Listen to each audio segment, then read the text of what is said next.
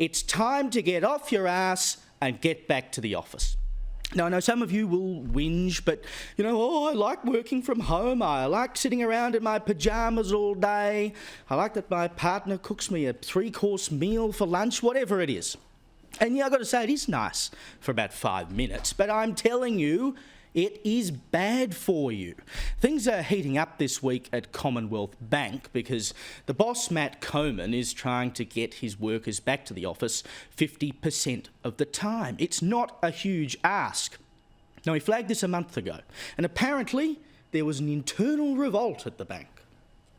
Then today, that outrage sparked even more outrage. Keyboard warriors slamming CommBank staff for being too precious. People who work for a corporation, I guess, they just like complaining. They'll look for things. We probably just got lazy and used to a certain lifestyle. But CommBank's not the only employer done with Zoom meetings and loungewear. A recent survey showing more than half of businesses in 4 of our major states are now requiring staff to do more on-site hours. Now, the finance sector unions say they've had hundreds of complaints and they're trying to get a meeting with the bank's HR boss, but that's yet to happen. But there's mounting evidence that working from home might actually be bad for mental health and bad for productivity. A paper published last month by the Federal Reserve Bank of New York, for instance, found that productivity of call centre workers dropped when they worked from home. Prior to COVID-19, remote workers answered 12% fewer calls per hour than on-site workers, according to this paper.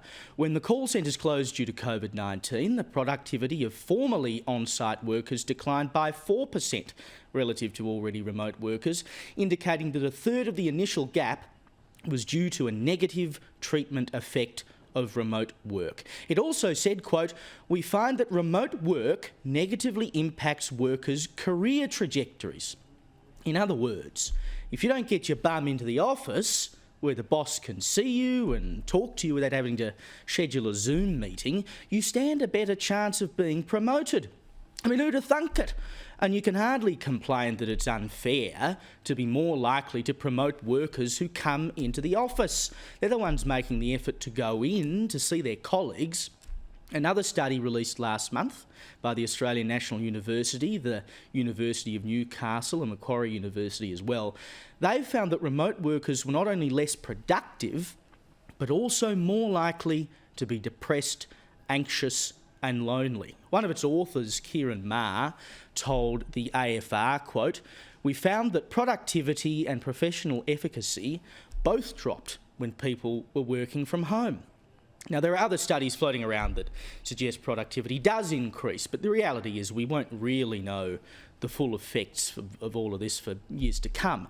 But I have to tell you, I just find the whole work from home culture quite sad. A lot of employers have now moved to a hybrid model where you can work 3 days a week from the office and 2 at home or whatever, and fair enough, if businesses are happy to do that and it doesn't hurt productivity, then go for it.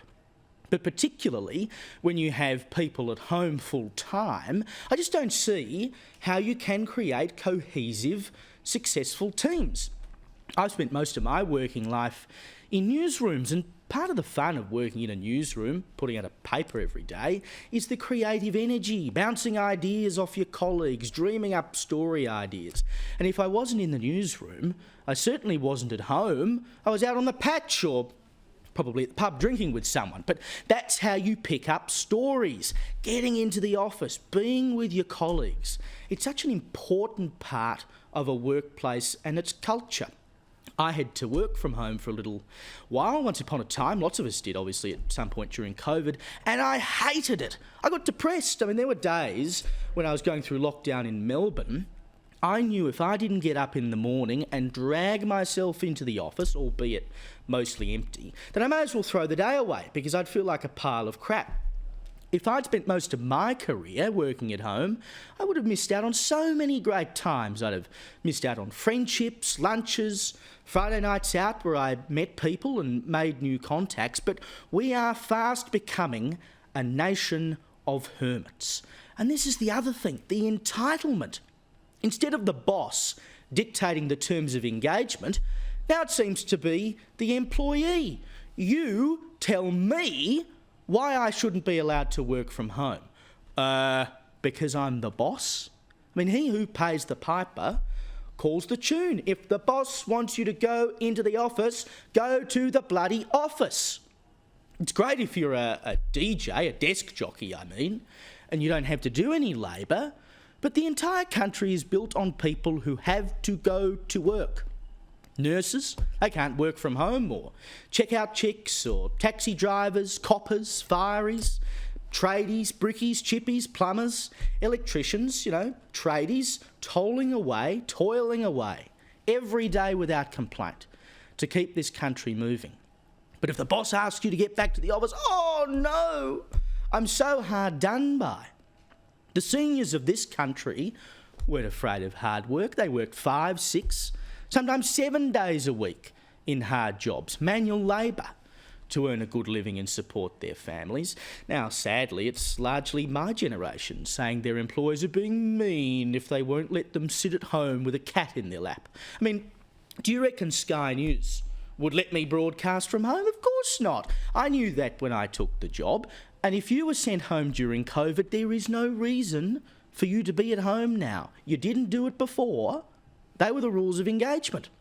I mean, if you're working behind a desk, you've already got it pretty good. So get back into the office, see your workmates, go to the pub with them, support our CBD cafes and restaurants. They need it. And I promise you, it is better than you think.